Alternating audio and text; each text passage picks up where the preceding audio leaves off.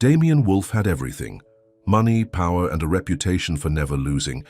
But when a reckless bet leads him into Jade Montgomery's world, he never expects the woman who was meant to be a conquest to become the one thing he can't afford to lose. Will his deception cost him the love of his life? Before we get into the story, comment below where in the world you are watching from today. The sound of clinking glasses and laughter filled the private room at the Summit, New York's most exclusive rooftop bar. Damien Wolfe sat back in his leather chair, swirling the amber liquid in his crystal tumbler. At 35, he had everything: looks, power, and more money than most small countries. His dark hair was perfectly styled, his custom suit worth more than what most people made in a month. "Another acquisition?" asked Richard Bennett, raising his glass. "That's 3 companies this quarter. The wolf never stops hunting." Damien smiled, but it didn't reach his eyes. "When you see something you want, you take it. Simple as that." "Is there anything you can't have?" asked Marcus Thornton, another member of their elite circle. His words were slightly slurred. He'd had one too many. "Not that I've found," Damien replied with the confidence of a man who had never heard the word no. Marcus leaned forward, a mischievous glint in his eyes. "What about women? I bet even the great Damien Wolfe can't have any woman he wants." "Please," Damien scoffed. "That's the easiest game of all." "Is it?" Marcus challenged. "Because I know someone who wouldn't give you the time of day, much less fall for your charms." The table grew quiet. No one ever challenged Damien Wolfe. "Who might that be?" Damien asked, his interest piqued. He loved nothing more than a challenge. "Jade Montgomery," Marcus said, pulling out his phone and showing Damien a photo from a charity event. "My wife's friend. Smart, beautiful, and completely unimpressed by men like us." Damien studied the photo. The woman was stunning. Dark skin, high cheekbones, and eyes that seemed to look right through the camera. She wasn't smiling in the photo, just staring directly ahead with a look that said she didn't have time for games. "She runs some community center in Brooklyn," Marcus continued, "works 2 jobs, completely self-made, and according to my wife, she thinks guys like us are the problem with the world." Richard laughed. "Sounds like your type, Damien. The harder they are to get, the more you want them." Damien took another sip of his drink. "What exactly are you suggesting?" "A bet," Marcus said, his words hanging in the air. "I bet you can't make her fall for you in, let's say, 6 weeks." "And what do I get when I win?" Damien asked, emphasizing the when. "My summer house in the Hamptons," Marcus replied without hesitation. "And if you lose, which you will, I get that vintage car collection you're so proud of." The table fell silent. Damien's car collection was worth millions, and he guarded it like a treasure. "Deal," Damien said after a moment, extending his hand. 6 weeks is more than enough time. One condition," Marcus added. "You can't tell her who you really are. No using your money or connections to impress her." Damien hesitated for only a second before nodding. "Not a problem. Money just makes it too easy anyway." The men shook hands, and the bet was sealed. Jade. Montgomery wiped the sweat from her brow as she finished taping up the last box of donated books. The Riverside Community Center was her pride and joy, a safe haven she'd built from nothing in one of Brooklyn's toughest neighborhoods. It offered after-school programs, job training, and a place where kids could just be kids without worrying about the dangers of the streets. "Ms. Montgomery," called Keisha, one of the teenage volunteers, "there's someone here to see you about the fundraiser." Jade checked her watch. She had exactly 45 minutes before she needed to head to her second job as an event coordinator at the Grand Hotel. "Send them in," she said, straightening her simple blouse. "And Keisha, can you make sure those boxes get loaded into the van?" The girl nodded and disappeared, returning moments later with a tall, dark-haired man Jade had never seen before. He was dressed casually in jeans and a button-down shirt, but Jade could tell from a glance that both were expensive. He had the confident walk of someone who expected doors to open for him. "Ms. Montgomery?" he asked, extending his hand. "I'm David Wolfe. I heard about your fundraiser and wanted to see if I could help." Jade shook his hand briefly, noticing he'd given a slightly altered version of his name. "How did you hear about us, Mr. Wolfe? We're not exactly on the society pages." "A friend mentioned your work," he said smoothly. I'm looking to get involved with community projects. Jade had been running the center long enough to recognize when someone was feeding her a line. Rich guys occasionally showed up wanting to give back for a week before disappearing. "Well, Mr. Wolf, we're always grateful for volunteers," she said, gesturing to the boxes. "Those need to be loaded into the van. After that, we have a leaking pipe in the bathroom that needs fixing." She watched with satisfaction as surprise flashed across his face. He'd clearly expected a different welcome, perhaps gratitude that someone like him would grace them with his presence. "I'm actually more interested in discussing how I might contribute financially," he said, recovering quickly. "That's generous. But I like to know my donors," Jade replied. "Everyone who contributes here puts in time first. It helps them understand what we're really about." David, or Damien, as she suspected his real name might be, looked at the boxes, then back at her. For a moment she thought he might leave. Instead, he rolled up his sleeves. "Where's the van?" he asked. Jade pointed to the back door, hiding her surprise. "Through there, and Mr. Wolf, those are heavy." He smiled, and Jade felt an unexpected flutter in her stomach. "I think I can manage." For the next half hour, Jade watched as the man loaded boxes with the teenagers, making conversation with them, and never once complaining about the work. She had to admit, it wasn't what she'd expected. When he finished, he returned to her office, slightly sweaty but looking pleased with himself. "Do I pass the first test?" he asked. "It's not a test," Jade said.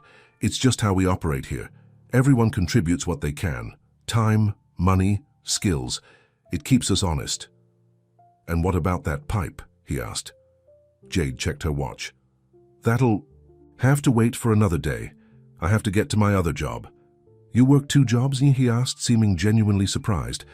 "The center doesn't pay the bills," she said simply. "I coordinate events at the Grand Hotel downtown." "I could give you a ride," he offered. "No thanks," Jade replied. "I take the subway. But if you're serious about helping, we're having a planning meeting for the fundraiser tomorrow at 7 p.m. I'll be here," he promised. As he left, Jade couldn't help but wonder what his real story was. Men like him didn't just wander into community centers in Brooklyn without a reason. And Damien sat in his penthouse later that night, still thinking about Jade Montgomery. She wasn't at all what he'd expected. Most women fell over themselves trying to impress him, but she'd barely given him a second glance. Even worse, she'd put him to work loading boxes like some common laborer. And yet he couldn't stop thinking about her. The way she commanded respect without demanding it. The passionate way she spoke about the center. The slight smile she'd tried to hide when he'd actually done the work she'd assigned. His phone rang, interrupting his thoughts. "So," Marcus asked when he answered, "how did it go with the untouchable Jade Montgomery?" "It's day 1, Damien replied. "But interesting, very interesting. She shut you down, didn't she?" Marcus laughed. "She made me load boxes into a van," Damien admitted. Marcus howled with laughter. "The great Damien Wolf, manual laborer. Please tell me there are pictures." "Laugh all you want," Damien said. "The game has just begun." After hanging up, Damien poured himself a drink and walked to the window overlooking the city. He wasn't used to being challenged, in business or with women. Jade Montgomery had done both in the span of an hour. The bet was suddenly much more interesting than he'd anticipated. 6 weeks to make her fall for him. It would be his greatest conquest yet. True to his word, Damien showed up at the community center the next evening, dressed even more casually than before. Jade was in the middle of a meeting with her small staff, discussing the upcoming fundraiser. "We need to raise at least $50,000 to keep the programs running through the winter," she was saying when she noticed him in the doorway. "Mr. Wolf," she acknowledged. "You came." "I said I would," he replied, taking a seat at the back of the room. For the next hour, Damien watched as Jade led the meeting with the efficiency of any CEO he'd ever known. She was organized, decisive, and had a clear vision. Her staff respected her. That much was obvious. When the meeting ended, he approached her. "Impressive operation you run here." "We do what we can with what we have," she said, gathering her papers. "Your fundraiser goal is $50,000. "That's the minimum," she nodded. "Why?" "What if I told you I could help you raise twice?" That, Jade looked skeptical. And how would you do that? I know people, he said. People with money who are looking for good causes. And what's in it for you? She asked directly. The question caught him off guard. Most people didn't question his motives when he offered money. Dinner, he said after a moment. With you. Jade raised an eyebrow. You want to trade $100,000 for dinner? I want to get to know the woman behind this place, he said, surprised to find he actually meant it. Mr. Wolf, David, please. Mr. Wolf, she repeated firmly. I don't mix business with pleasure. If you want to help the center, that's wonderful. But I'm not part of the package. Damien hadn't expected such a direct rejection. Women didn't say no to him, especially not when he was offering to help their cause. What if it's just dinner between colleagues? He tried again. To discuss fundraising strategies. Jade seemed to consider this. Fine. One dinner. Professional. At a restaurant of my choosing. Deal, he said quickly, before she could change her mind. And fix that pipe in the bathroom. First, she added with the hint of a smile. Damien found himself grinning. You drive a hard bargain, Miss Montgomery. Jade, she corrected, and you have no idea. The next day, Damien shocked his assistant by clearing his entire afternoon schedule. Instead of attending the board meeting for one of his companies, he was in a hardware store buying plumbing supplies, something he'd never done in his life. With the help of a YouTube tutorial and 3 frustrating hours, he managed to fix the leaking pipe at the community center. When Jade came to inspect his work, he was sitting on the bathroom floor, wet and disheveled but triumphant. I'm impressed, she admitted. I didn't think you'd actually do it. I always keep my word, he said, standing up. So, about that dinner. Tomorrow night, 7 o'clock, Mama Rosa's on Jefferson Street. She handed him a piece of paper with the address. It's not fancy, but the food is the best in Brooklyn. Damien had never heard of the place, which wasn't surprising considering he rarely ventured into Brooklyn except for business meetings. I'll be there, he promised. The following evening, Damien's driver looked confused when given the address. Sir, this is a small neighborhood restaurant. Are you sure? I'm sure. Damien cut him off. Wait for me here. Mama Rosa's was indeed not fancy. A small family-owned Italian restaurant with checkered tablecloths and candles stuck in wine bottles. It was packed with locals, the atmosphere warm and inviting. Jade was already seated at a corner table, wearing a simple blue dress that somehow looked more elegant than the designer gowns he was used to seeing at charity galas. Right on time, she said as he sat down. I wasn't sure if you'd show. Why wouldn't I? He asked. This isn't exactly the kind of place I imagine you frequent, she said, gesturing around. You don't know much about me, he pointed out. I know enough, she replied. You're wealthy, probably from family money. You're used to getting what you want, and you're slumming it in Brooklyn for reasons I haven't figured out yet. Damien was taken aback by her directness. That's quite an assessment. Am I wrong? She challenged. He was saved from answering by the arrival of an elderly woman who embraced Jade warmly. Jade, Bella, you brought a handsome friend tonight, the woman exclaimed. Rosa, this is David, Jade introduced them. David, this is Mama Rosa herself. A pleasure, Damien said, standing to shake her hand. I'll bring you my special dishes, Rosa declared, before Damien could even look at a menu. First date deserves the best. It's not a date, Jade called after her, but Rosa just waved dismissively. She's been trying to set me up with every man in Brooklyn for years, Jade explained with a sigh. Lucky me, Damien smiled. The food was unlike anything Damien had eaten at the 5-star restaurants he frequented, simple but bursting with flavor. As they ate, he found himself genuinely interested in learning more about Jade. How did you start the community center? He asked. Something in her expression softened. I grew up in that neighborhood. There was nothing for kids to do except get in trouble.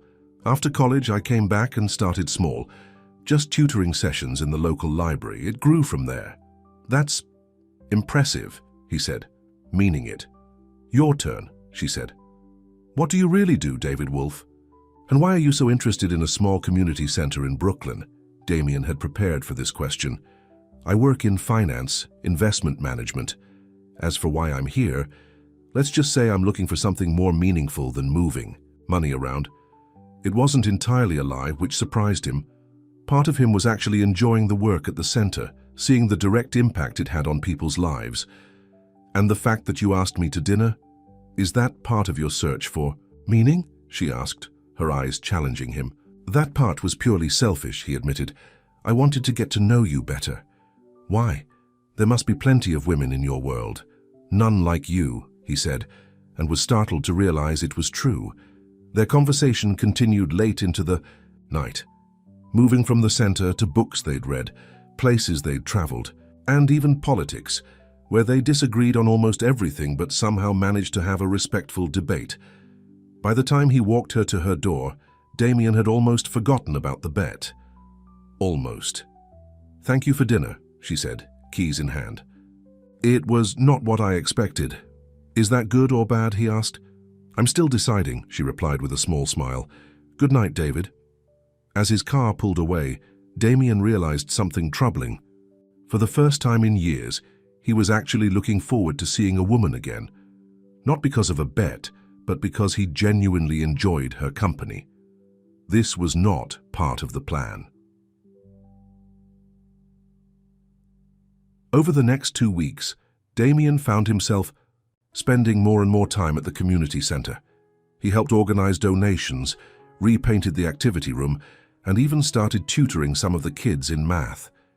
Each time, he told himself it was to get closer to Jade, to win the bet. But the truth was more complicated. He liked the way the kids' faces lit up when they finally understood a difficult math problem. He liked the sense of accomplishment when he saw the freshly painted walls brighten up the old building. Most of all, he liked watching Jade in her element, passionate, determined, and genuinely making a difference. They fell into a routine. He would help at the center, then they would grab dinner afterward, talking for hours. He was careful never to push for more, sensing that her guard was still up. "Why don't you ever talk about your family?" she asked one night as they walked along the Brooklyn promenade, the Manhattan skyline glittering across the river. Damien tensed.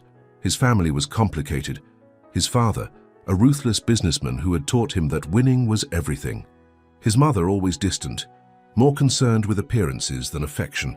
"Not much to tell," he said evasively. "What about yours?" "My mom raised me and my 2 sisters by herself," Jade said. "She worked 3 jobs sometimes. That's why the center is so important to me. I know what it's like to need a safe place while your parent is working." "She must be proud of you," Damien said. Jade looked away. "She passed away last year, cancer." Without thinking, Damien took her hand. "I'm sorry." She didn't pull away. "Me too." They stood in silence, looking at the city lights. Damien was acutely aware of her hand in his, warm and somehow fitting perfectly. "David," she said finally, turning to face him. "What are we doing?" "Right now?" "Enjoying the view," he said, trying to keep it light. "You know what I mean," she persisted. "You show up out of nowhere, spend weeks helping at the center, having dinner with me. What do you want?" The question hung between them. What did he want? The bet seemed trivial, now almost shameful. "I like spending time with you," he said simply. "Is that so hard to believe?" "Yes," she said honestly. "Men like you don't usually spend their free time fixing pipes and tutoring kids in Brooklyn." "Men like me?" he repeated. "You still think you have me all figured out?" "Maybe not," she admitted. "But I know there's something you're not telling me." She was right, of course. There was so much he wasn't telling her, who he really was, the bet, all of it. "Give me time," he said. "Please." Jade studied his face for a long moment. "Okay," she finally said. "But I don't like secrets, David." He winced internally at the name, the first of many lies he'd told her. As he walked her home, Damien realized he was in dangerous territory. The bet was supposed to be simple, make her fall for him. The problem was, he hadn't counted on falling for her. In his office the next day, Damien was distracted during an important meeting. His mind kept wandering back to Jade, to the feeling of her hand in his, to the genuine connection he felt when they were together. "Damien," Richard's voice snapped him back to reality. "The merger, do we proceed?" "Yes," Damien said automatically. "Move forward with the acquisition." After the meeting, Richard lingered. "What's going on with you? You're not yourself lately." Damien hesitated, Richard was his closest friend, but would he understand? It's the bet, isn't it? Richard guessed. How's that going? It's complicated, Damien admitted. Richard laughed. Don't tell me the great Damien Wolf is actually falling for this woman? When Damien didn't immediately deny it, Richard's laughter faded. You can't be serious. It's a bet, Damien, a game. Maybe it started that way, Damien said quietly. Marcus is already planning what to do with your car collection, Richard warned. Don't forget what's at stake here. But as Richard left, Damien realized that what was truly at stake wasn't his cars or his pride. It was something much more valuable and much more fragile. The question was, what was he going to do about it? 3 weeks into the bet, Damien found himself standing in the middle of Jade's community center, surrounded by children laughing and painting colorful banners for the upcoming fundraiser.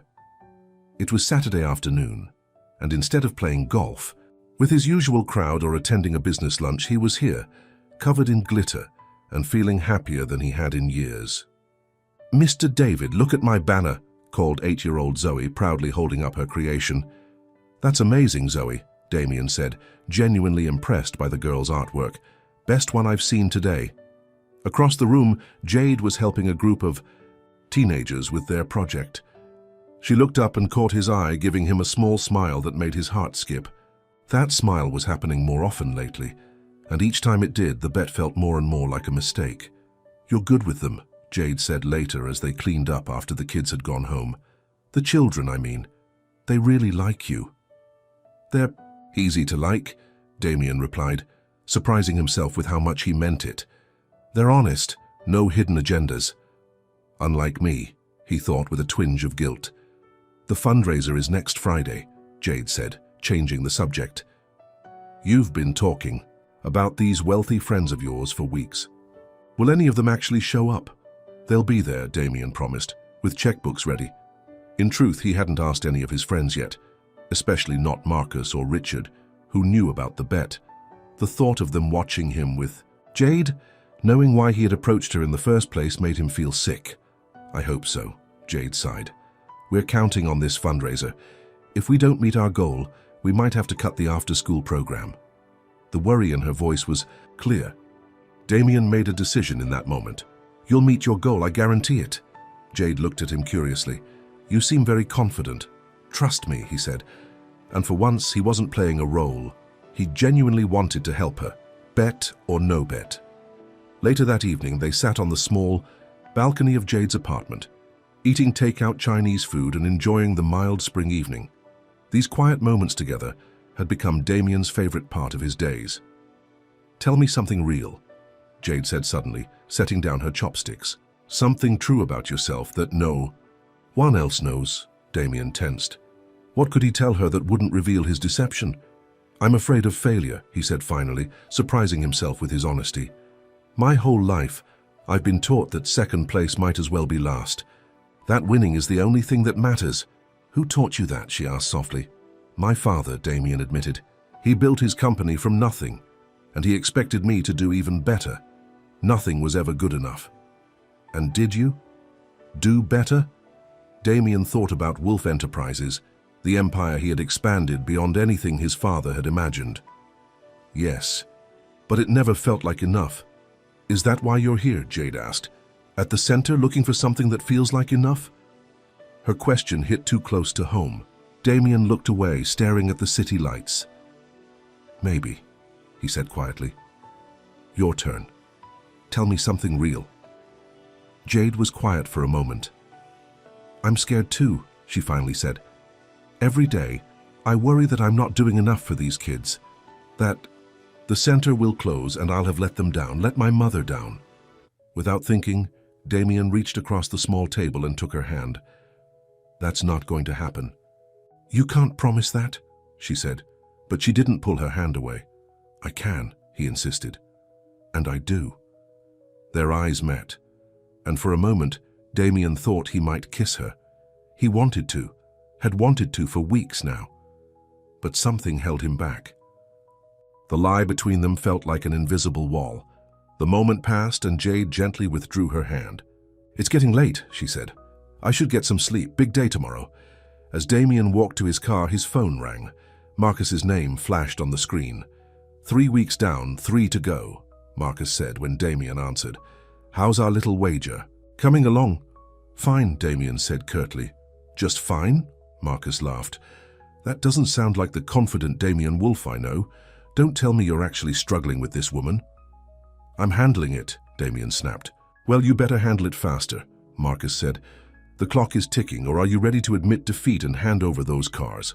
I never lose, Damien said automatically, the words bitter in his mouth. I'll see you at the fundraiser next. Friday. The fundraiser? You're actually going through with that? Of course, Damien said. It's all part of the plan. After hanging up, Damien sat in his car for a long time, not starting the engine. What plan? The bet had started as a game, a conquest. Now it felt hollow, empty. The thought of Jade finding out made his stomach turn.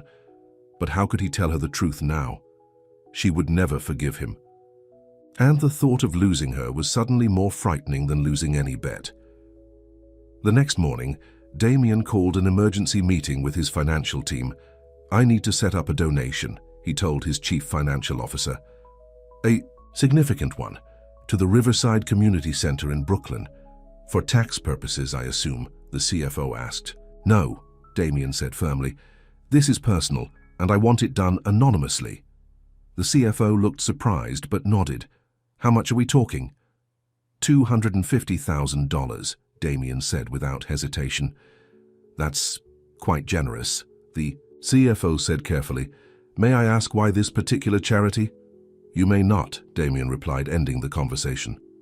Later that day, he visited his tailor to order a new suit. Nothing too flashy, but nice enough for the fundraiser. As the tailor took his measurements, Damien's mind wandered to Jade. Would she be impressed by the fundraiser's success?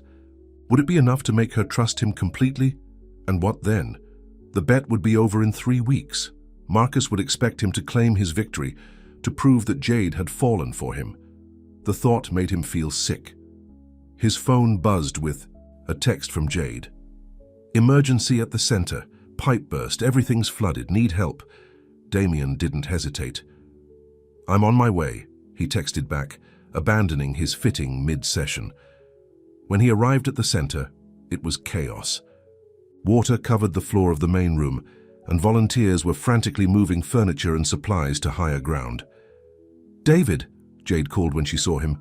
Her jeans were soaked to the knees, and she looked exhausted. Thank God you're here. What happened? He asked, already rolling up his sleeves. Main water pipe burst, she explained. The plumber can't come until tomorrow, and we need to get the water out before it causes more damage.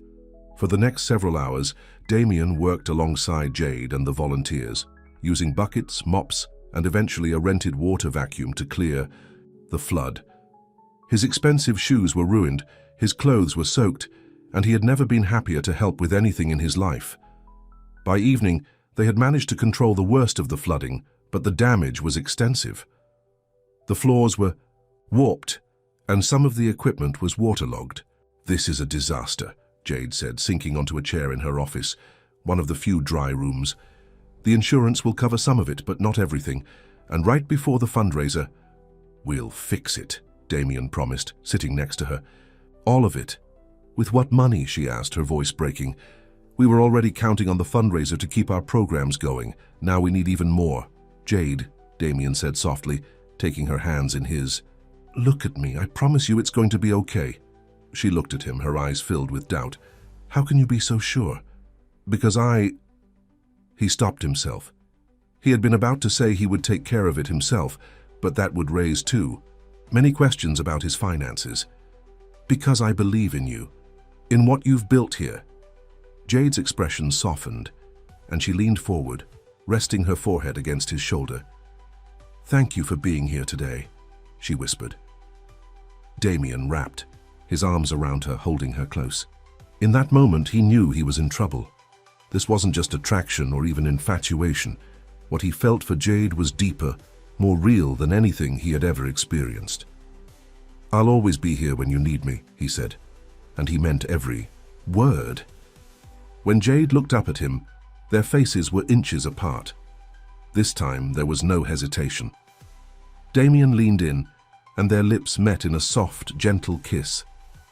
Jade's hand came up to touch his face, and for a perfect moment there was no bet, no lies, no complications, just the two of them. When they finally pulled apart, Jade's eyes remained closed for a moment longer, as if savoring the feeling. When she opened them, she looked almost surprised. "I didn't think I'd do that," she admitted. "Regrets?" Damien asked, suddenly nervous. She shook her head slowly. "No, but I'm surprised. You're not the kind of man I ever thought I'd fall for," he suggested with a small smile. "I didn't say that," she replied, but her own smile gave her away. "Dinner tomorrow?" he asked. "Somewhere nice, to take your mind off all this?" "I'd like that," she said.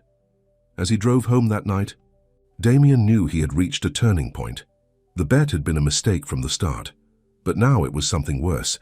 It was a betrayal of someone he was genuinely coming to care about, perhaps even love. He needed to end it. But how? To the next evening, Damien picked Jade up in a more modest car than he usually drove, a concession to his supposed middle-class status. He had chosen a small but excellent restaurant by the water, with a view of the Brooklyn Bridge. Jade looked stunning in a simple red dress, her hair down around her shoulders. When he told her how beautiful she looked, her smile lit up her entire face. "This is lovely," she said as they were seated at a table by the window, "but you didn't have to go to so much trouble. After yesterday, you deserve something special," he said. As they enjoyed their meal, Damien found himself imagining what it would be like to have dinner with her like this all the time, to share his real life with her, to take her to his favorite places, to introduce her to his world. But would she want that world? Jade had made it clear how she felt about men like him, or rather the real him, the man she thought she knew, David Wolfe, the modest finance worker who volunteered at community centers, was a fiction. "You're quiet tonight," Jade observed, interrupting his thoughts. "Just thinking," he said. "About?" Damien took a deep breath. "Jade, there's something I need to tell you." She looked at him expectantly, and Damien felt his courage failing. How could he tell her the truth, that their entire relationship was based on a bet, that he had approached her with the intention of manipulating her feelings? "David," she prompted when he remained silent. He began, then changed course. "I've never met anyone like you before. You've made me see things differently, think differently." It wasn't what he had intended to say, but it was true nonetheless. Jade reached across the table and took his hand. "That's a good thing, right?" "Yes," he said, squeezing her hand. "It's a very good thing." The moment to tell the truth passed, and Damien felt both relief and shame. He was a coward, but he couldn't bear the thought of losing her. Not yet. After dinner, they walked along the promenade, the lights of Manhattan reflecting on the water. When Jade shivered in the cool evening air, Damien put his jacket around her shoulders. "The fundraiser is in 3 days," she said. "I'm nervous." "Don't be," he assured her. "It's going to be amazing." "I hope so," she said. "I've invited some potential big donors, but you never know who will actually show up." Damien felt a twist of anxiety. He had been so focused on Jade that he hadn't really planned for the fundraiser itself. His friends, the ones who knew about the bet, would expect to be there, but if they met Jade, would they give away his secret? "About that," he said carefully. "Some of my friends might come too, to support the cause." "That's great," Jade said, brightening. "The more the better." "They can be a bit much," Damien warned. "Don't take anything they say too seriously." Jade looked at him curiously. "Why would I? Unless there's something they know that I don't?" "No," Damien said too quickly. "Of course not." Jade stopped walking and turned to face him. "David, what's going on? You've been acting strange all evening." "Nothing," he insisted. "I just want the fundraiser to go well for you." She studied his face for a moment longer, then seemed to accept his answer. "Okay, but you know you can talk to me, right? About anything." "Not about this," Damien thought.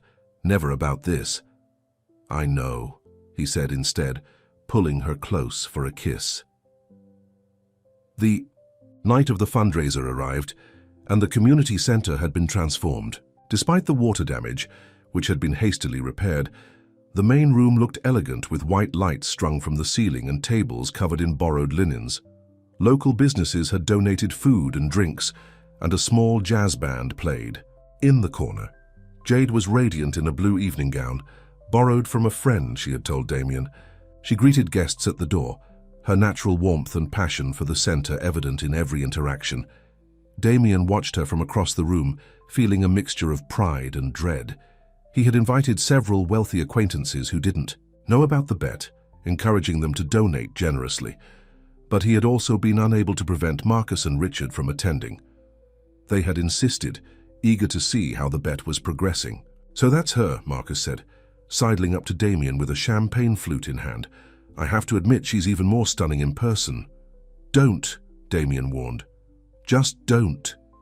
"Don't what?" Marcus asked innocently. "I'm just making an observation. She's quite a prize, Damien. Worth a few vintage cars, I'd say." Damien fought the urge to punch his so-called friend. "She's not a prize. She's a person. A remarkable person." Marcus's eyebrows shot up. My. The great Damien Wolfe, actually sounding smitten. "This is better than I expected. Just write your check and keep your mouth shut," Damien growled. "All part of the game," Marcus said with a shrug, moving away to join Richard. Damien took a deep breath, trying to calm his nerves. He needed to keep Marcus and Richard away from Jade. The last thing he needed was for them to let something slip about who he really was, or, worse, about the bet. But fate had other plans. As he made his way across the room to intercept his friends, Jade appeared at his side, her face glowing with excitement. "David, we've already raised $30,000, and the night is just beginning," she exclaimed. "Your friends must be very generous." "They know a good cause when they see one," Damien said, trying to steer her away from where Marcus and Richard were standing. "You have to introduce me," Jade insisted. "I want to thank them personally." Before Damien could protest, she was leading him toward the very people he had been trying to avoid. "Marcus, Richard," Damien said stiffly when they reached them. "This is Jade Montgomery, the heart and soul of this center." "The famous Jade," Marcus said, taking her hand. "We've heard so much about you." "Have you?" Jade asked, looking at Damien with surprise. "All good things, I hope." "Oh, absolutely," Richard chimed in. David, hasn't talked about anything else for weeks." Jade's brow furrowed at the slip, and Damien felt his heart rate spike. "Damien," she repeated, looking at him questioningly. "A nickname," he said quickly. "From college. These guys never let it go." Marcus raised an eyebrow but played along. "Yes, old habits die hard. So, Jade, how did you and our friend here meet? He's been rather vague about the details." "He showed up at the center one day offering to help," Jade said. "I put him to work loading boxes," Richard laughed. "Did you now? I would have paid good money to see that." "You should have seen him fixing the plumbing," Jade added with a smile. "Not exactly what I expected from a finance guy." "Finance?" Marcus repeated, looking amused. "Is that what he told you he does?" Damien shot him a warning look, but Marcus seemed to be enjoying himself too much to stop. "Well, I suppose it's not entirely untrue," Marcus continued. "Though CEO of a multi-billion-dollar corporation might be a more accurate description." The smile froze on Jade's face. "What?" "Marcus," Damien said sharply, "that's enough." But the damage was done. Jade was looking at him with confusion and the beginnings of hurt in her eyes. "What is he talking about, David?" she asked. "Or is it Damien?" "Jade, I can explain," Damien began, but Marcus cut him off. "Damien Wolfe," he said, as if introducing him for the first time. "CEO of Wolfe Enterprises, one of the wealthiest men in New York. Surely you've heard of him." Jade took a step back, her expression hardening as realization dawned.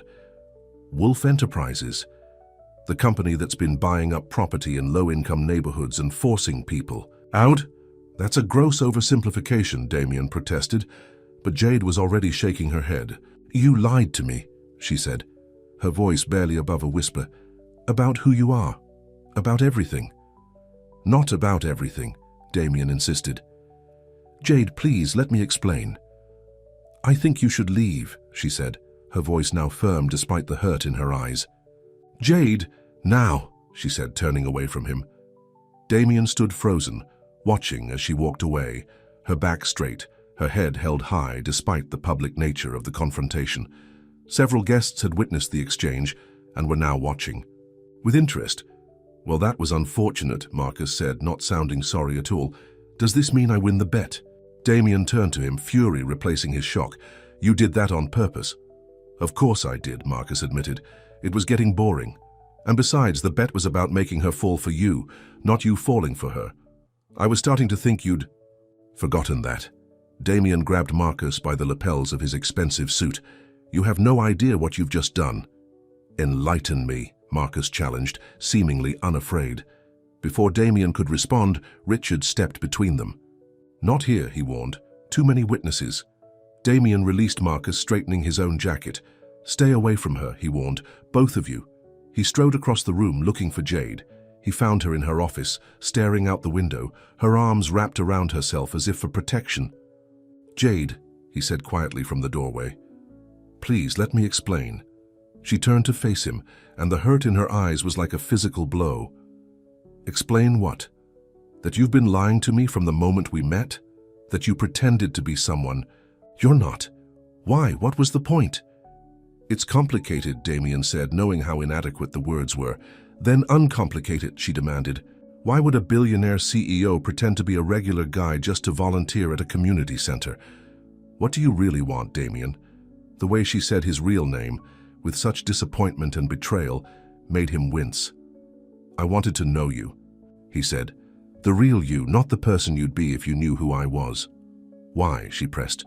"What could you possibly gain from that?" The truth was on the tip of his tongue. The bet. The stupid, childish bet that had started it all, but he couldn't say it.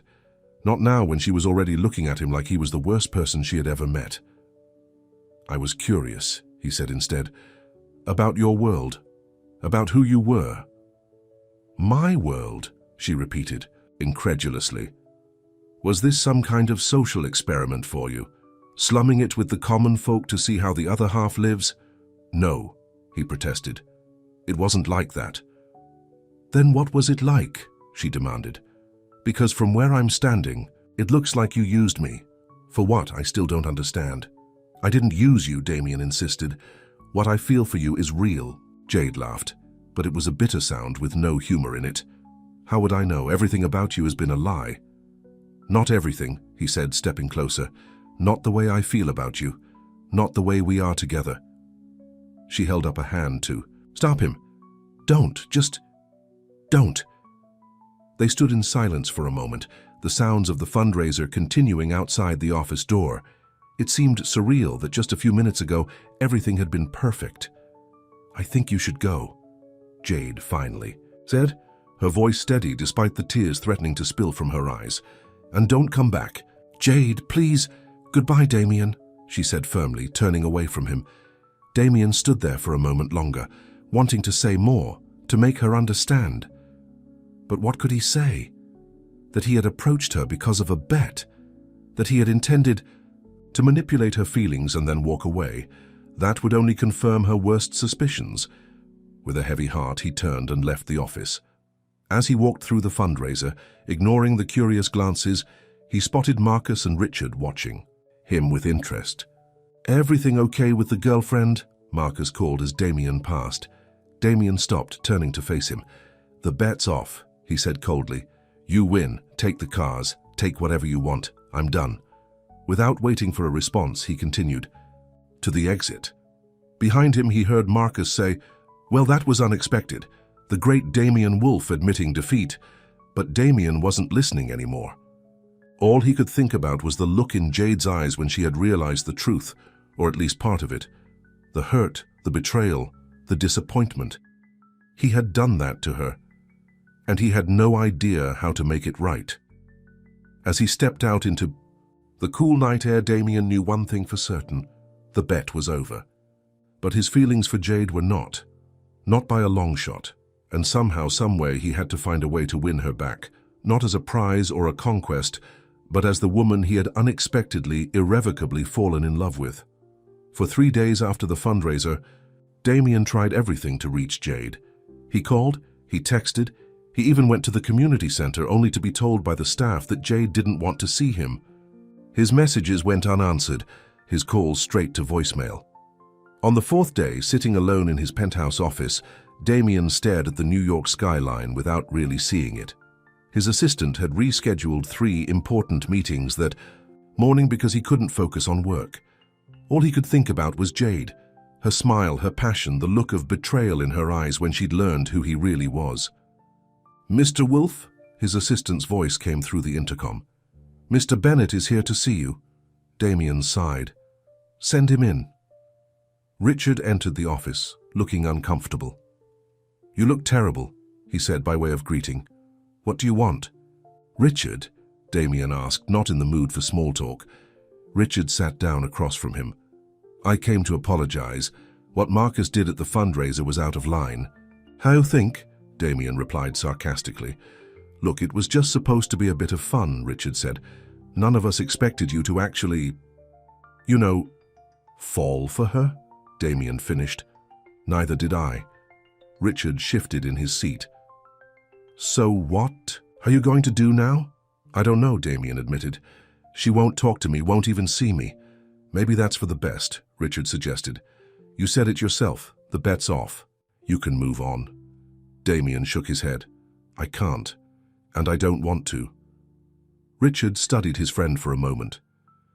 "You're really serious about her, aren't you?"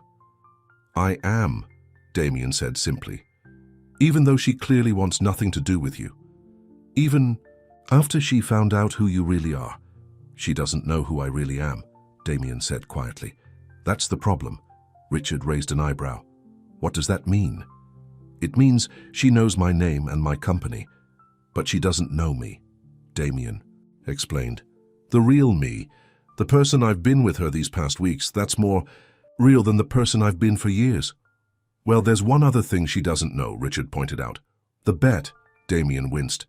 "And she can never know. It would destroy any chance I have." "If you have a chance at all," Richard said, dubiously. "I have to try," Damien insisted. "I've never felt this way about anyone before." Richard sighed. "For what it's worth, I think you're making a mistake. Women like her, they have these ideals, these principles.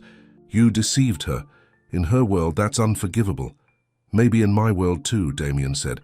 "I just need to show her that's not who I am anymore, that I've changed." "Good luck with that," Richard said, standing to leave. "Oh, and I told Marcus to forget about the cars.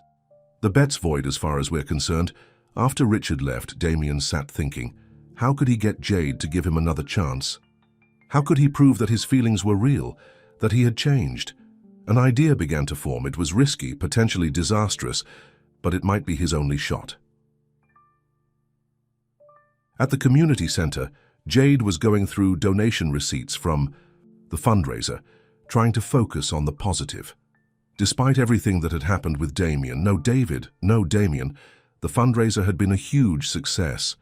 They had raised over $280,000, far exceeding their goal. Most of that had come from anonymous donations that had mysteriously appeared in their account the day after the fundraiser. Jade had a pretty good idea where that money had come from. Damien Wolf trying to buy his way back into her good graces. Well, she wouldn't turn down the money. The center needed it too badly, but that didn't mean she had to forgive him. "Jade?" Keisha knocked on her office door. "There's someone here to see you." "If it's Damien Wolf, tell him I'm not available," Jade said without looking up. "It's not him," Keisha said. "It's an older woman. Says her name is Eleanor Wolf." Jade's head snapped up. "Wolf as in..." "She says she's his mother," Keisha confirmed. Jade hesitated. What could Damien's mother possibly want with her? Curiosity won out over caution. "Send her in," Jade said, straightening her desk. A moment later, an elegant woman in her 60s entered the office. She had Damien's confident bearing and the same intense eyes, though hers were a lighter shade of blue. She was impeccably dressed in what Jade was certain was a designer suit, with a strand of pearls around her neck. "Ms. Montgomery," the woman said, extending her hand. "I'm Eleanor Wolf. Thank you for seeing me." Jade shook her hand, gesturing for her to sit. "What can I do for you, Mrs. Wolf?" "It's about my son," Eleanor said, getting straight to the point. "He's miserable. Jade tried to keep her expression neutral. I'm sorry to hear that, but I don't see how it concerns me. Eleanor gave her a knowing look. We both know that's not true. My son has been in love with exactly two things in his life: his business and his car collection, until now. If Damien sent you here, he has no idea I'm here, Eleanor interrupted. He would be furious if he knew. Damien has always handled his own problems. Then why are you here? Jade asked. Eleanor studied her for a moment. Because my son is not a bad man, Miss Montgomery. Stubborn, yes, arrogant, certainly, but not bad, and I've never seen him like this over a woman. He lied to me, Jade said simply. About who he was, about everything. Did he? Eleanor asked. Or did he just leave out certain details? His name, his job, his entire life, Jade listed. Those aren't details. Perhaps, Eleanor conceded. But tell me this. Was the person you got to know these past weeks not real? The man who fixed your pipes, who helped the children, who genuinely cared about this place and about you, was that all an act? Jade didn't answer right away. That was the question that had been haunting her. The Damien, David, she had come to care for had seemed so genuine. His interest in the center, his connection with the kids, the way he looked at her, had it all been fake? I don't know, she finally said. And that's the problem. How can I trust anything about him now? Eleanor nodded thoughtfully. Trust is earned, not given. And my son has work to do there, but I think he deserves a chance to earn it back. Why? Jade asked. Why should I give him that chance? Because despite what you may think, Damien has changed since meeting you, Eleanor said. I've known my son his entire life, and I've never seen him like this. He's softer, more compassionate, more human. That's hard to believe, Jade said. Is it? Eleanor replied. Tell me, Ms. Montgomery, have you looked into what Wolf Enterprises has been doing lately? Jade frowned. What do you mean? My son is a businessman through and through, Eleanor explained. When he wants something, he acts. And right now, what he wants is to prove himself to you. She reached into her purse and pulled out a newspaper. Handing it to Jade, it was open to the business section. Wolf Enterprises announces affordable housing initiative, the headline read. The article detailed how Damien's company was redirecting several of its real estate projects to focus on affordable housing in underserved communities, starting with Brooklyn. This was announced 2 days ago, Eleanor said, after the fundraiser. Jade scanned the article, her mind racing. This was exactly the kind of project she had mentioned to Damien during one of their conversations. How corporations could use their resources to help communities instead of displacing them. This doesn't prove anything, Jade said. But her voice lacked conviction, doesn't it? Eleanor asked. My son is many things, Ms. Montgomery, but subtle isn't one of them. This is his way of showing you he was listening, that he cares. Jade handed the newspaper back, not sure what to think. I appreciate you coming here, Mrs. Wolf, but just talk to him, Eleanor interrupted. That's all I'm asking. One conversation. Jade hesitated. I'll think about it. Eleanor smiled, standing to leave. That's all I ask. And Ms. Montgomery, whatever you decide, thank you for what you've done for my son. It's been a long time since someone made him question his priorities. After Eleanor left, Jade sat at her desk for a long time thinking. The housing initiative could be a publicity stunt, a cynical attempt to win her back. But what if it wasn't? What if Damien had really been listening, really cared? Her phone buzzed with a text, another from Damien. She had dozens of unread messages from him. This one simply said, I miss you, please call me when you're ready, if you're ever ready. Jade put the phone down without responding. She wasn't ready, not yet. 1 week after Eleanor's visit, Jade was supervising a group of children in the center's newly renovated activity room when Keisha rushed in. Jade, you need to see this, she said, handing Jade her tablet. It was open to a financial news website. The headline read, Wolf Enterprises CEO launches $50 million community center fund. The article explained that Damien Wolf had created a fund to support community centers in underprivileged neighborhoods across the city. The first recipient, a center in Harlem that was on the verge of closing. He's been doing this all week, Keisha said.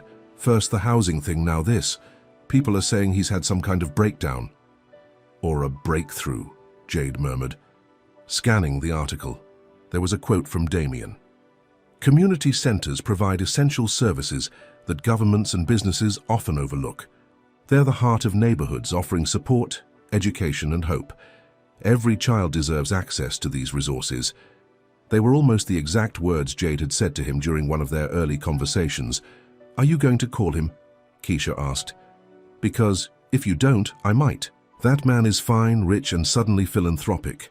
If you're not interested, stop, Jade said, but she couldn't help smiling. It's complicated. Doesn't seem complicated to me, Keisha said. The man's clearly crazy about you. After Keisha left, Jade found herself reaching for her phone. Was it possible Damien was genuine? That the person she had come to care for, to love, if she was honest with herself, was real despite the lies? Before she could make a decision, there was a commotion at the front of the center. Jade went to investigate and stopped short when she saw a familiar figure talking to the receptionist, Marcus Bennett. Jade's guard immediately went up. This was the man who had exposed Damien at the fundraiser, who had seemed to take pleasure in the revelation. Ms. Montgomery, Marcus said when he spotted her, could I have a moment of your time? What do you want, Mr. Bennett? Jade asked coolly. Just 5 minutes, he said. In private, if possible. Against her better judgment, Jade led him to her office. She didn't offer him a seat. I'll make this quick, Marcus said, seeming uncomfortable. I owe you an apology. For what? Jade asked. For telling me the truth about who Damien really is. That's probably the only honest thing anyone's done in this whole situation. Not exactly, Marcus said, shifting his weight. There's more to the story. Jade crossed her arms. I'm listening. Marcus took a deep breath. Damien didn't approach you by accident. It wasn't some random decision to volunteer here. What do you mean? Jade asked, though a sinking feeling in her stomach told her she already knew. We made a bet, Marcus admitted. At a bar, after too many drinks. I bet Damien that he couldn't make you fall for him in 6 weeks. Jade felt like she'd been punched in the stomach. A bet? She repeated. My summer house against his car collection, Marcus confirmed. It was stupid and juvenile and completely inappropriate.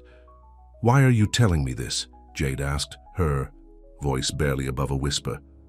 Because Damien wouldn't, Marcus said. He called off the bet after the fundraiser.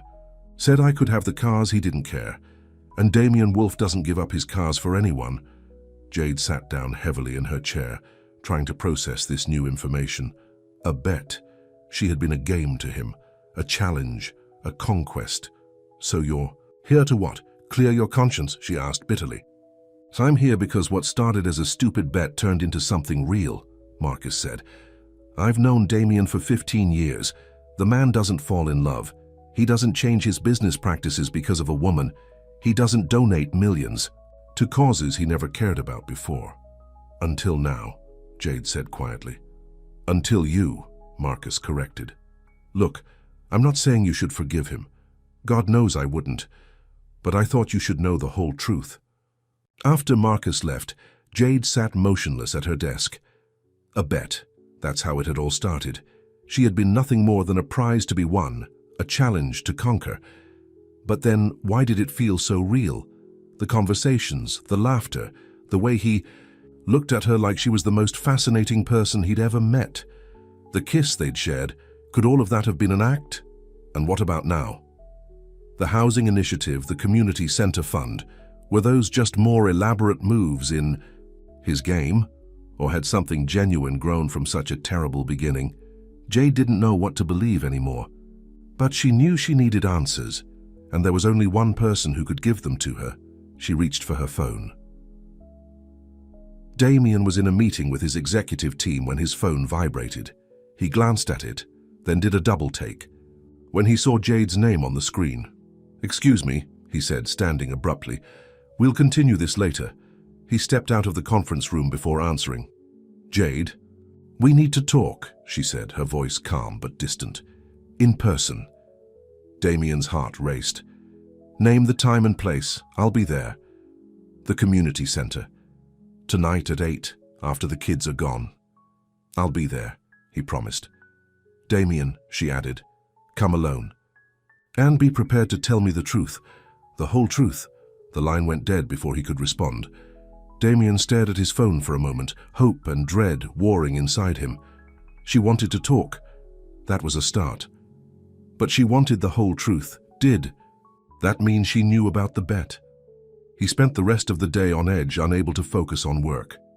At 7:30, he left his office and drove himself to Brooklyn, rehearsing what he would say. By the time he arrived at the center, his hands were actually shaking. A completely new experience for a man who routinely made billion-dollar decisions without breaking a sweat. The center was quiet when he entered, most of the staff gone for the day. He found Jade in her office, sitting behind her desk, looking composed but guarded.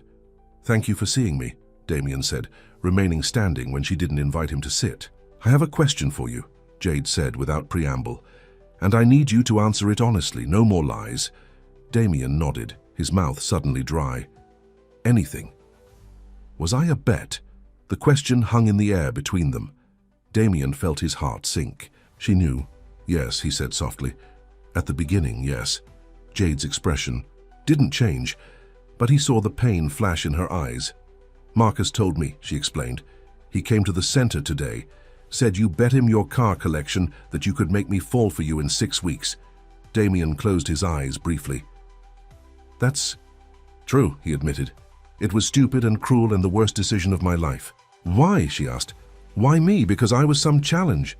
The woman who wouldn't fall at the great Damien Wolf's feet?" "Yes," he said, knowing he owed her complete honesty now.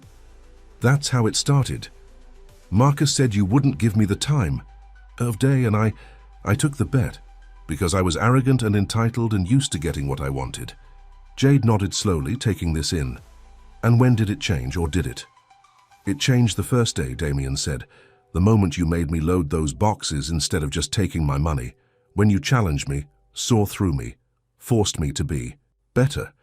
"So this transformation of yours," Jade said, "the housing initiative, the community center fund, is that all just to win me back? Another strategy to win the bet?" "I ended the bet," Damien said firmly, "the night of the fundraiser. And the initiatives, yes, I started them because of you, because you made me see things differently. But they're real, Jade. The commitments are real, the money is real, the impact will be real." "How can I believe you?" Jade asked, and the vulnerability in her voice broke his heart. "How can I ever trust you again?" Damien took a tentative step forward. "I don't know," he admitted. "I just know that I love you, that the person I was with you, David or Damien, whatever name you want to call me, that's the real me, the person I want to be." "Love?" Jade repeated, looking startled. "Yes," Damien said simply. "I love you, Jade Montgomery. I didn't mean to, I didn't expect to, but I do." Jade stood up, moving out from behind her desk. "You lied to me for weeks. You approached me because of a bet. You played with my feelings like they were nothing." "No," Damien said, not trying to defend himself, "and I'll regret that for the rest of my life." "How do I know this isn't just another game?" she asked. "Another strategy? The ultimate conquest. Make the woman fall for you even after she knows you lied about everything." "You don't," Damien said honestly. "All I can offer you is time. Time to see that I'm serious about changing, about the initiatives, about making a difference about you." Jade was quiet for a long moment, studying his face as if searching for something. "I need time," she finally said. "To think, to decide if I can ever trust you again." "Take all the time you need," Damien said. "I'll wait." He turned to leave, but Jade's voice stopped him. "The night of the fundraiser," she said. "After everything, someone made an anonymous donation to the center, $250,000. Was that you?" Damien nodded. "Yes." "Why anonymously? Why not use it as a grand gesture to win me back?" "Because it wasn't about me," Damien explained. "It was about the center, about the kids. They shouldn't suffer because of my mistakes." Something in Jade's expression softened slightly. "That's surprisingly thoughtful." "I told you," Damien said quietly. "You've changed me, Jade, for the better." As he left the center, Damien felt a mixture of hope and despair.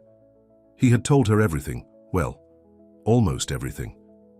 He hadn't mentioned his mother's involvement. That was a conversation for another day if he ever got the chance. Now all he could do was wait and hope that somehow, despite everything, she could find it in her heart to give him another chance. 2 weeks passed without a word from Jade. Damien threw himself into his work, specifically the new initiatives he had promised. He personally visited the community center in Harlem that was receiving the first grant, spending hours talking to the staff and children. He restructured several of his real estate projects to include affordable housing units. He even started a mentorship program at his company for young people from underprivileged backgrounds. All of it made him feel better, more purposeful. But none of it filled the hole in his heart where Jade had been.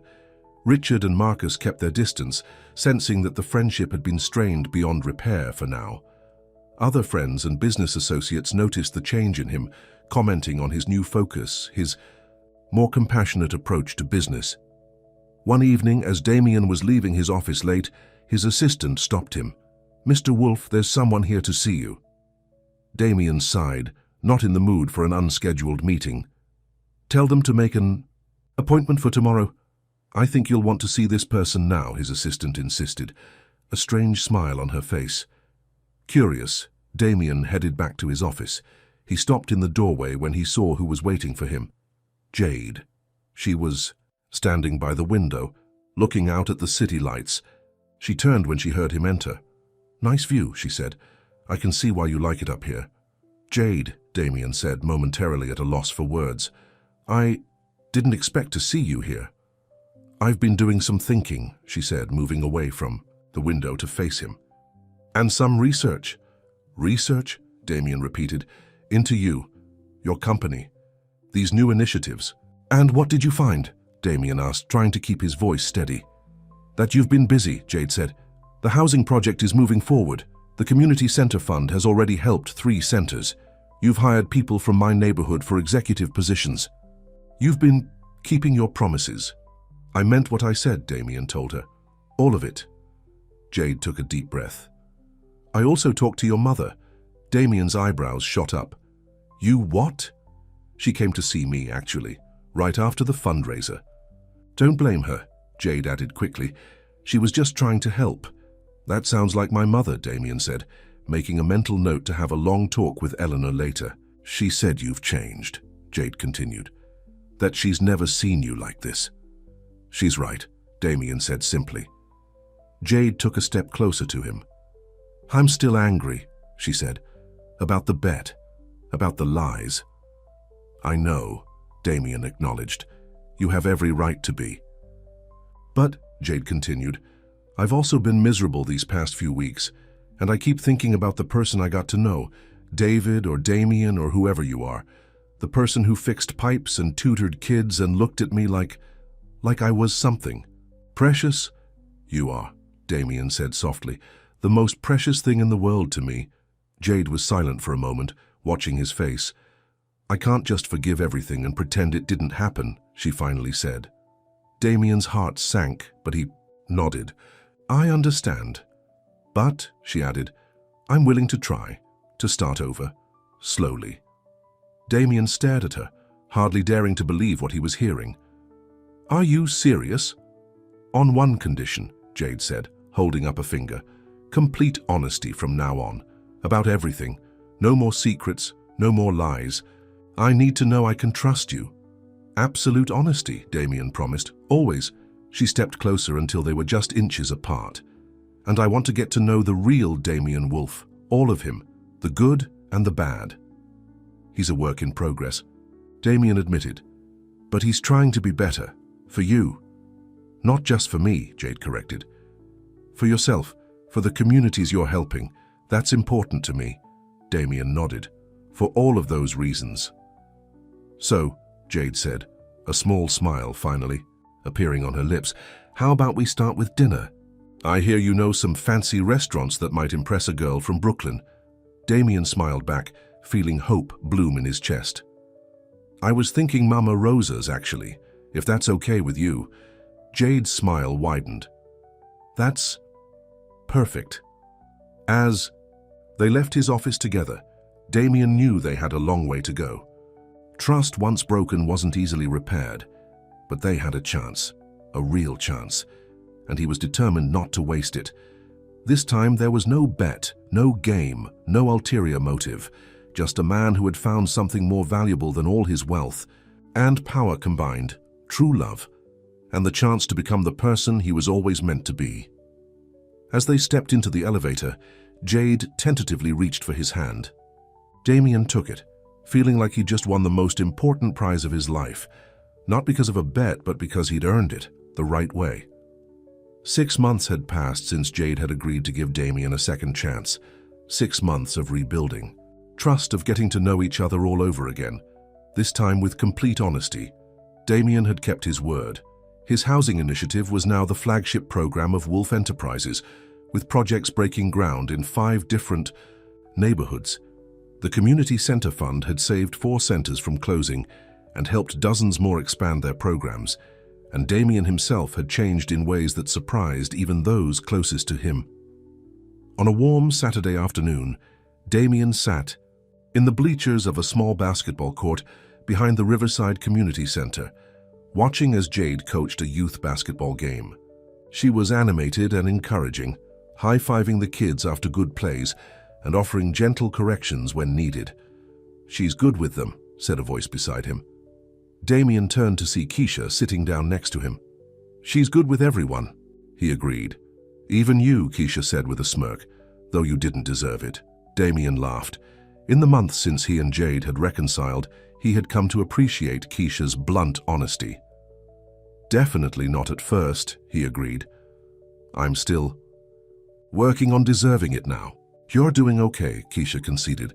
"The kids like you, Jade likes you. Even I'm starting to like you, and I don't like anybody." "High praise indeed," Damien said with a smile. They watched the game in companionable silence for a while. Jade's team was winning, and her smile was radiant every time one of her players scored. "You love her," Keisha said suddenly. It wasn't a question. "I do," Damien confirmed without hesitation. "And she loves you," Keisha continued, "even if she's too stubborn to say it yet." Damien looked at her in surprise. "Did she tell you that?" "She doesn't have to," Keisha said, rolling her eyes. "It's obvious to everyone with eyes. The way she looks at you when you're not watching. The way she defends you when people bring up your past. The way she smiles when someone just mentions your name." Damien felt a surge of hope. Jade had been clear that she needed time, that rebuilding trust was a process. They had grown closer over the past 6 months, spending most of their free time together. She had introduced him to her sisters, shown him her favorite spots in the city, let him into her life in ways that felt significant. But neither of them had said those 3 words, not since that night in her office when Damien had first confessed his feelings. "Be patient," Keisha advised, as if reading his thoughts. "Jade doesn't do anything until she's absolutely sure, but when she commits, it's 100%. The game ended with Jade's team victorious. As the kids celebrated, Jade looked up into the bleachers and spotted Damien. Her smile widened, and she waved. "That's my cue to leave," Keisha said, standing up. "Remember what I said?" Damien nodded, watching as Jade said goodbye to the kids and their parents before making her way over to him. "Hey," she said, slightly out of breath from the excitement of the game. "You made it." "Wouldn't have missed it," Damien said. "Your team was amazing. They've been practicing hard," Jade said proudly. "I think we might actually have a shot at the Youth League Championship this year." "I'd bet on it," Damien said, then winced. "Poor choice of words." Jade laughed, taking his hand. "It's okay, we can say the word bet now. It's been 6 months. That was one of the things Damien loved most about Jade, her ability to forgive, to move forward, to find humor even in painful situations. "Ready for dinner?" he asked. "I made reservations at that new place you wanted to try."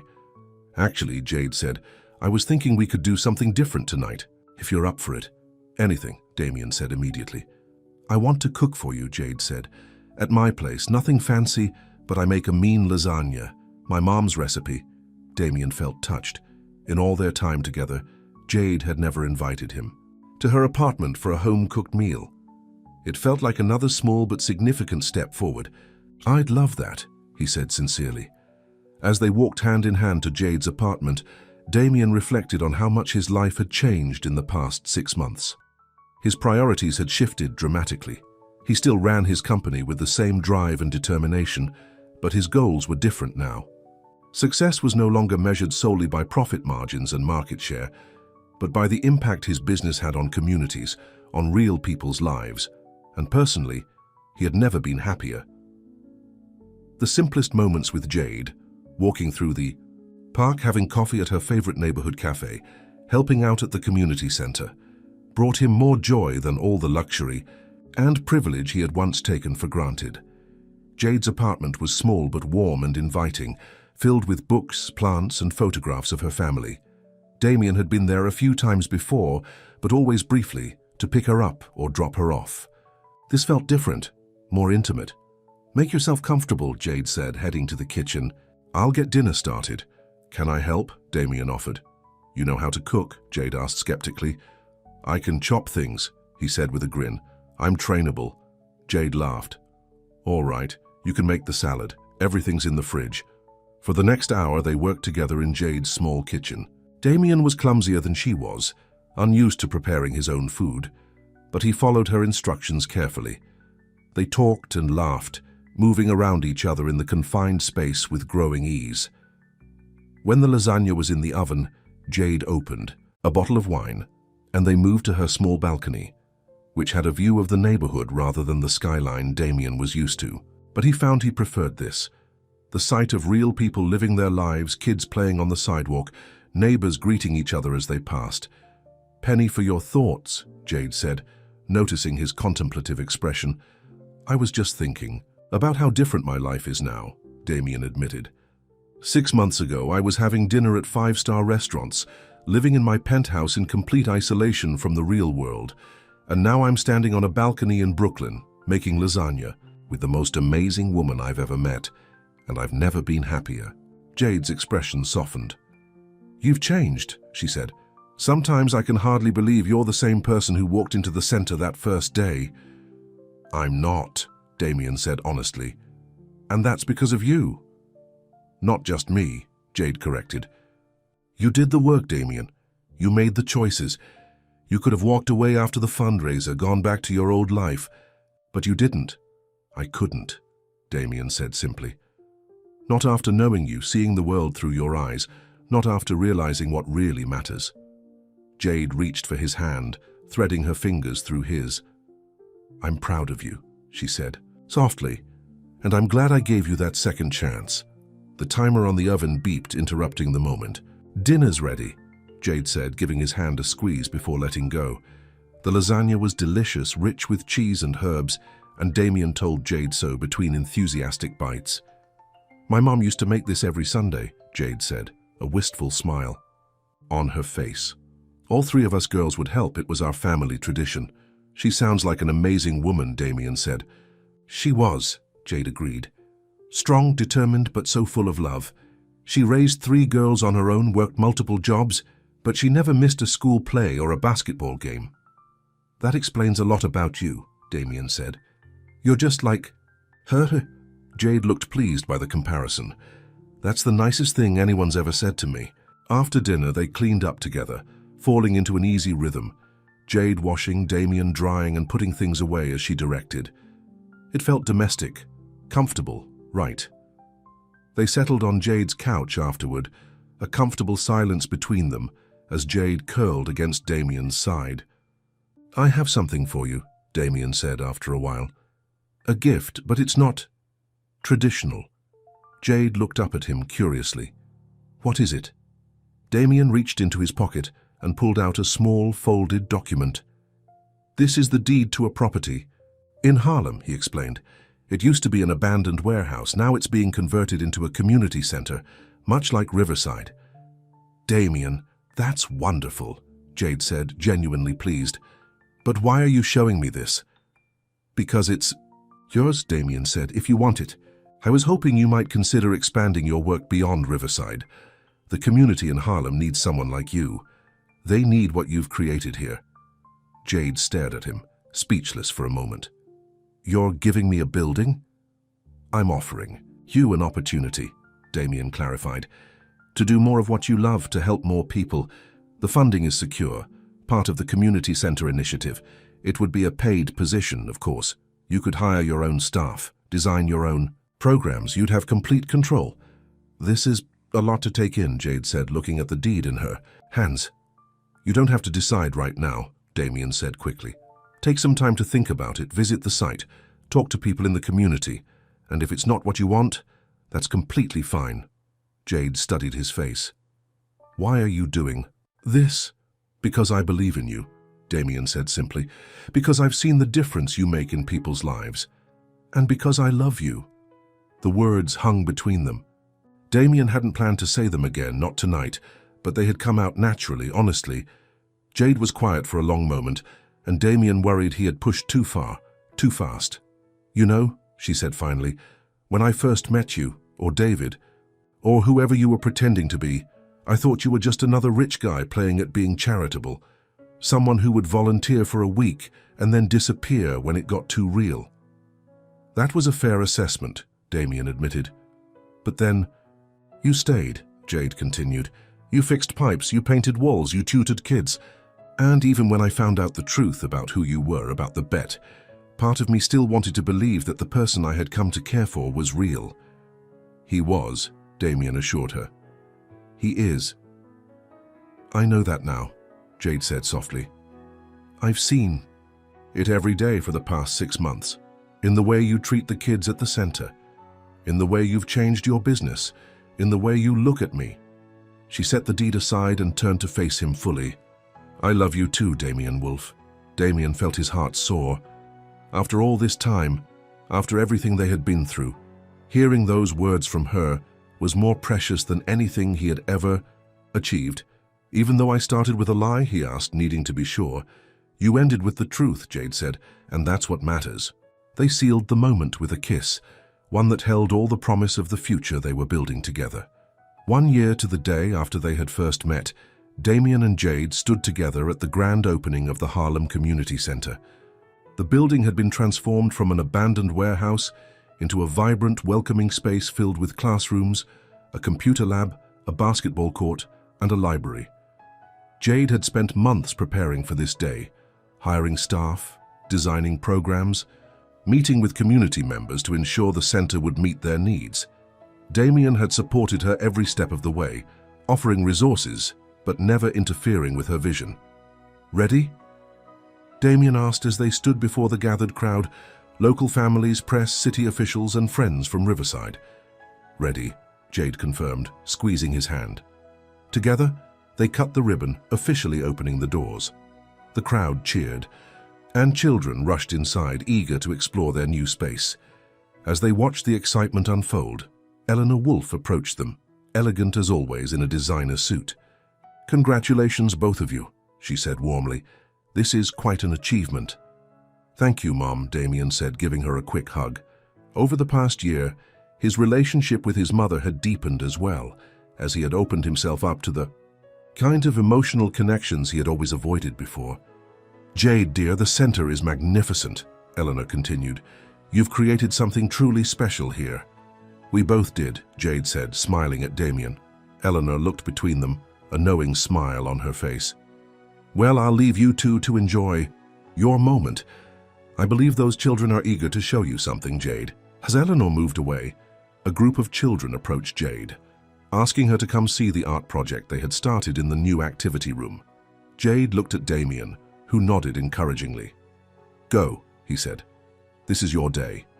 As Jade walked away, with the children, Damien watched her with pride and love. She was in her element here, making a real difference in people's lives, and he had the privilege of supporting her, of being part of her world. His phone buzzed with a text message. It was from Richard. "Congratulations on the center. You've come a long way from that night at the summit."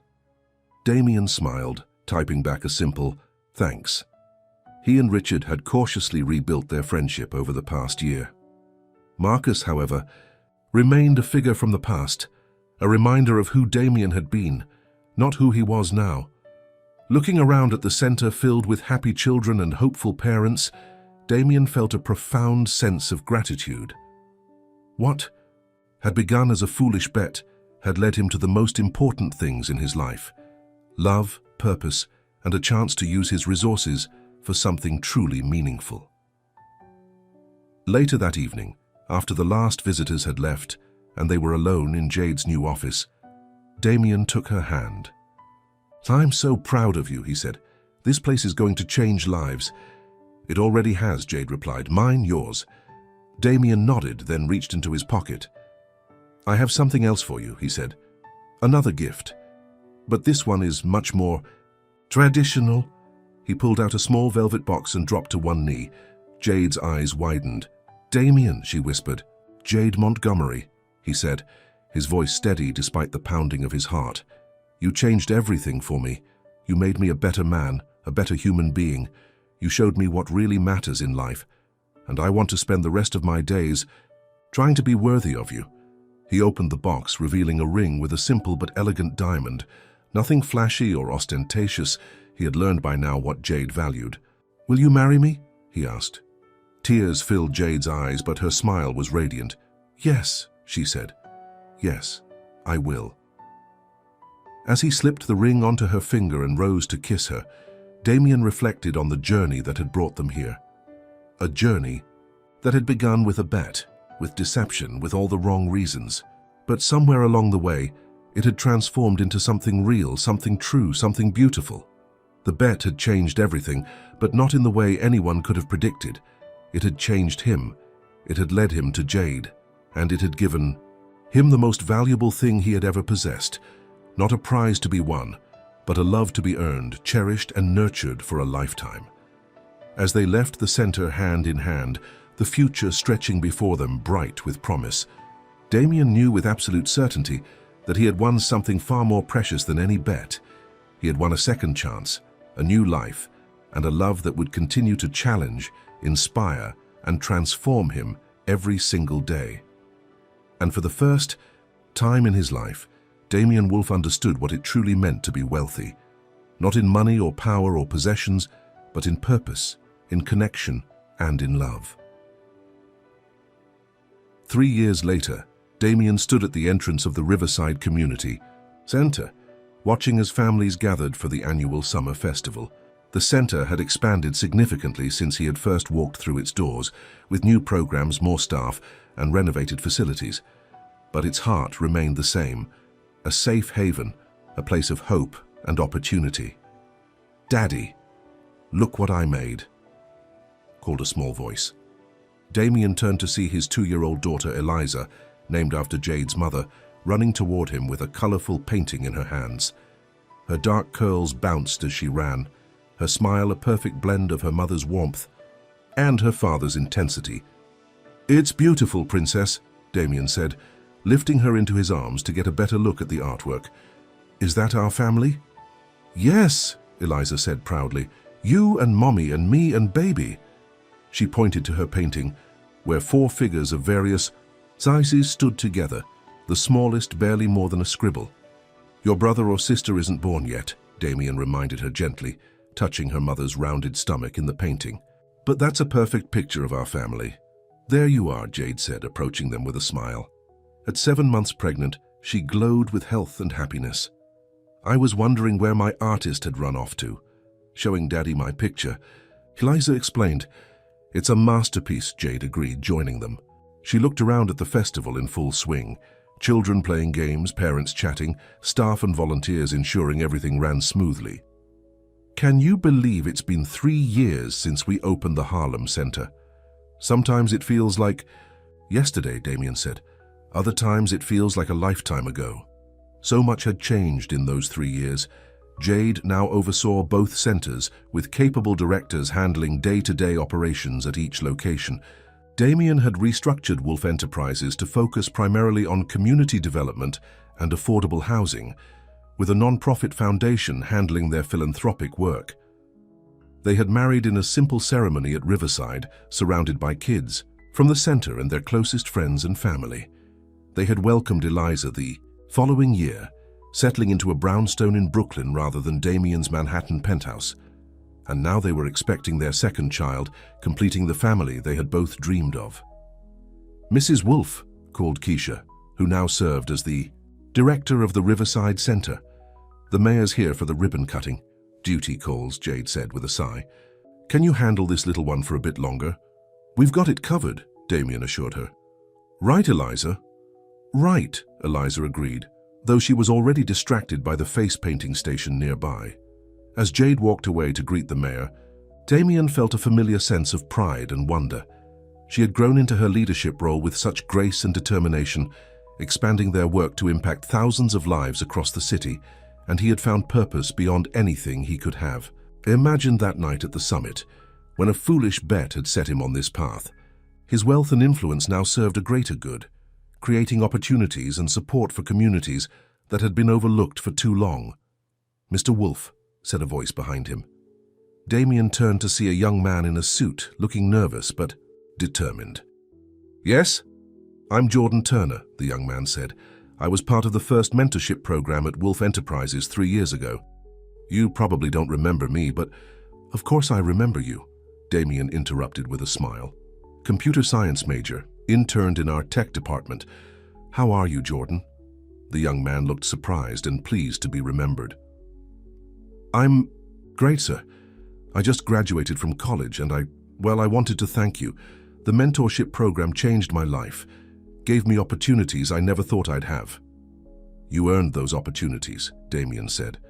"We just opened the door. You walked through it." "Still," Jordan insisted, "what you and Mrs. Wolfe have built here, the programs you've created, they make a difference, a real difference." Damien felt a surge of emotion at the young man's words. This was the true measure of success, not wealth or power, but impact. Lives changed for the better. Doors opened, possibilities created. "Thank you, Jordan," Damien said sincerely. "That means a lot." After Jordan left, Damien took Eliza to get her face painted, watching as she debated between a butterfly or a tiger with the seriousness only a 2-year-old could muster. Across the crowded center, he caught Jade's eye. She was standing with the mayor, but her gaze was on him and Eliza, her expression full of love. She placed a hand on her rounded stomach and smiled, a private message meant just for him. Damien smiled back, feeling a contentment so deep it seemed to touch his very soul. This was what mattered. This family they had created, these lives they had touched, this love that had transformed a bet into the greatest gift of his life. As Eliza finally decided on a rainbow butterfly design, Damien thought about the man he had been that first night, arrogant, entitled, hollow. And he silently thanked whatever twist of fate had led him to make that bet, to walk into this community center, to meet Jade Montgomery.